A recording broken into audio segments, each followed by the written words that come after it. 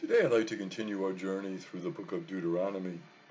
We've been looking at this famous farewell discourse of Moses, and we're up to chapter 5 in our journey. Chapter 5 starts off with Moses recounting the Ten Commandments. We've seen the Ten Commandments already in the book of Exodus, but now we're going to see them presented afresh in the book of Deuteronomy. So Moses says, the first commandment is, you shall have no other gods besides me. So the idea is that there is only one God, this strict sense of monotheism. And this is something that was kind of revolutionary for that particular area, because the idea of many gods was sort of an accepted way of giving worship. There were gods for different seasons, gods for different asks, that people would request certain things of certain gods and other things of other gods. And of course, there were the nature gods and ancestor gods. So there are all these gods all over the place. And Yahweh comes to Moses and says, no, there's only this one God. It is me. And the other gods, they're not real. I mean, they're things that come from human beings, but there's only this one God. And then in the second commandment, you shall have carve no idols and worship them, that there should be no idol worship.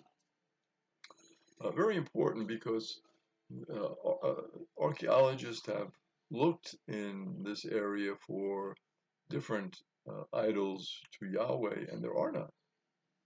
So it shows us that the Jewish people had the sense that the other tribes and peoples and those that lived in the surrounding areas, they had these idols, but Yahweh didn't want that.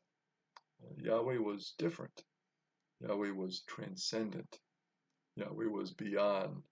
And so you don't need to carve any idols. I'm in relationship with you. I'm going to reveal to you who I am. I'm going to make myself known to you. So you don't need these idols.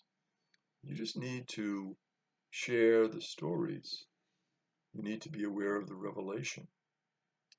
You need to listen to the word that I will give to you, and I will send to you, and I will guide you, and I will be with you as a presence. I will lead you.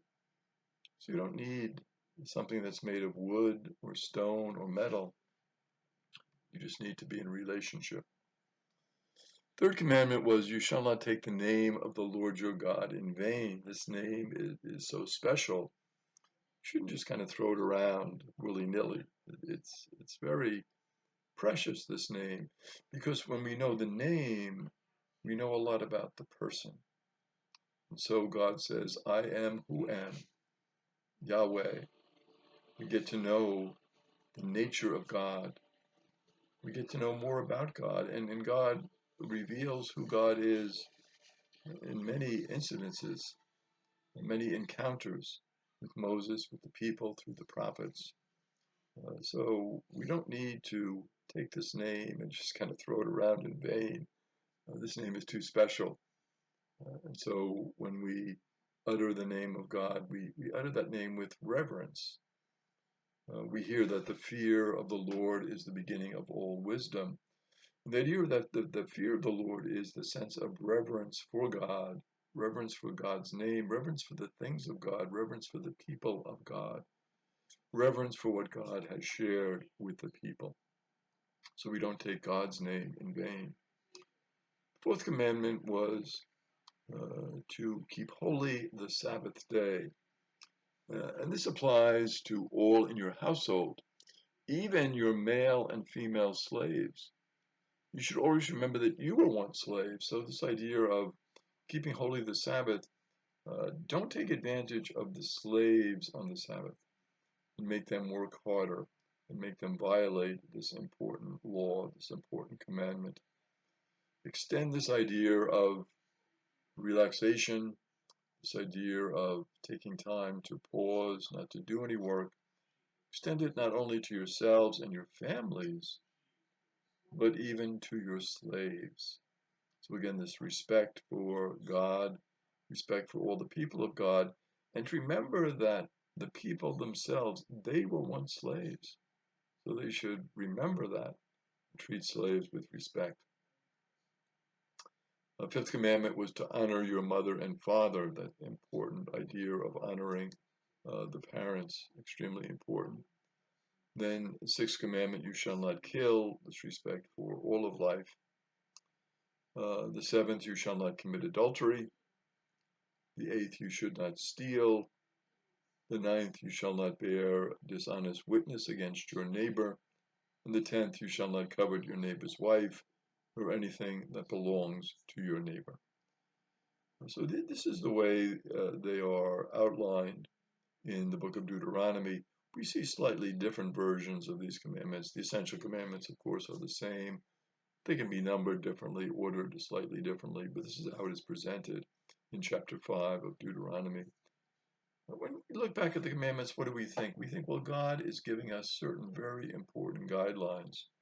First of all, God is giving us a sense of who God is and the importance of respect for God, but also the importance of respect for our neighbors. We shouldn't kill our neighbors. We shouldn't commit adultery.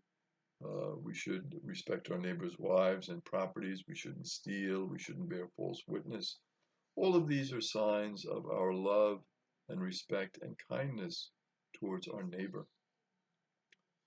So we see sometimes these commandments summed up with loving God, loving neighbor, and certainly this would be the essence of the commandments, that if we love God, we certainly are going to respect God's name. We're going to keep holy God's Sabbath day. We're going to not have any false idols.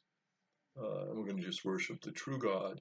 And if we respect our neighbor, we're going to treat our neighbor with respect and reverence as well, and not lie and cheat and steal and do horrible things to our neighbor. If we truly love our neighbor, that will not occur. Moses recounts that the people came to him and asked him then to approach God because they were afraid that they might die, since they heard the voice of God from the midst of the fire. So they were extremely upset about that. They said, we've heard the voice of God here. Is God going to demand that we die? And Moses says, this is not going to happen. But God thought that this was a wise request from the people. And he had Moses tell them to return to their tents, and God would give the commandments to Moses, and that Moses would teach them to the people. So Moses is the intermediary between God and the people. So the idea here is you don't need to listen to the voice of God. Moses will listen to that voice. And again, it shows the respect the people had for God and for what God was going to reveal to them. If the people follow the commandments, they will have a long life and prosper. So this was, of course, very important. The idea that if you follow the commandments, things will work out well for you. You will have a long life, and of course your neighbor will have a long life because you're respecting your neighbor. So it's important to follow the commandments. You will prosper. You will have a long life. And this is really good for you, the following of the commandments, and good for others. So we have in chapter 5 really a good teaching about the importance of the commandments. Next time we'll journey into chapter 6. God bless.